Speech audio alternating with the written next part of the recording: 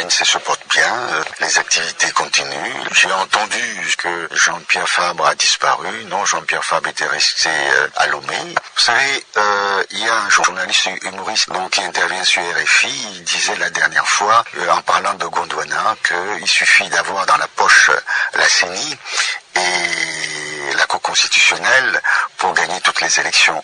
Et quand je l'écoutais, j'ai eu un petit sourire parce que j'ai l'impression que en réalité Gondwana c'est le Togo. Éric Dupuis, vous estimez au niveau du CAP 2015 qu'il n'y a pas d'action gouvernementale pour pouvoir s'opposer, ce qui explique justement votre silence radio.